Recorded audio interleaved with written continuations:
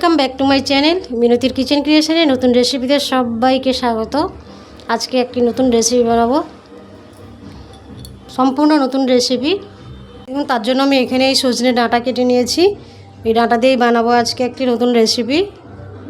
তেল দিয়ে দিয়েছি, দিয়ে দেবো ডাঁটাগুলো।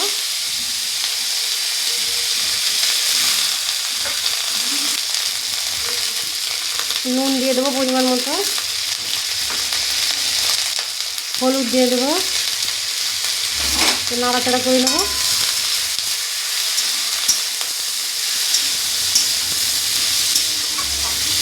একদম লো গ্যাসে এগুলোকে ভাজবো। আমি ঢাকা চাপা দিয়ে দেবো।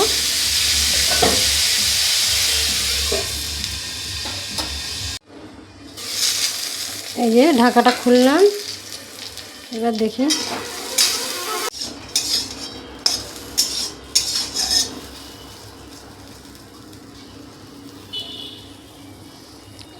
এই দেখুন ডাঁটাগুলো সেদ্ধ হয়ে গেছে। এবার এই ডাঁটাগুলোকে আমি নামাবো না, এই মাঝখানে ফাঁকা করে তেল দিলাম।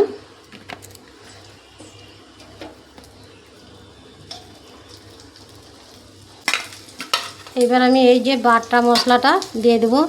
এখানে আছে পেঁয়াজ, লঙ্কা, জিরা বেটে নিয়েছি একসঙ্গে, এগুলো আমি এই তেলের মধ্যে দিয়ে দেবো।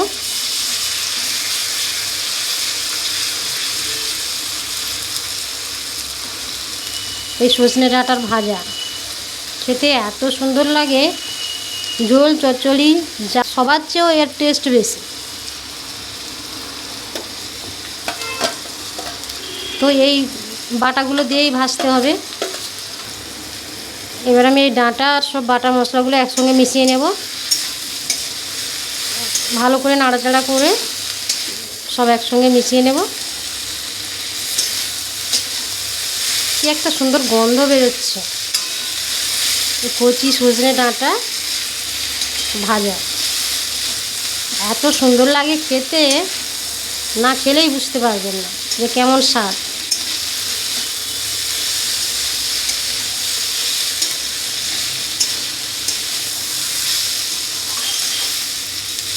সব রান্নার চেয়ে এই রান্নায় এই ডাঁটার বেশি স্বাদ পাওয়া যায়।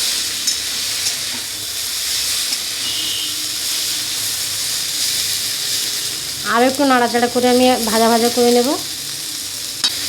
অনেক রকমের তো খেয়েছেন ডাঁটা দিয়ে রান্না, এই রান্নাটা একবার হলেও বানিয়ে খাবেন, এর স্বাদ কেমন তবেই বুঝতে পারবেন। এটা দিয়েই ভাত খাওয়া হয়ে যাবে, এত টেস্টি লাগে খেতে। এটা হয়ে গেছে, এটা আবার নামিয়ে নেব।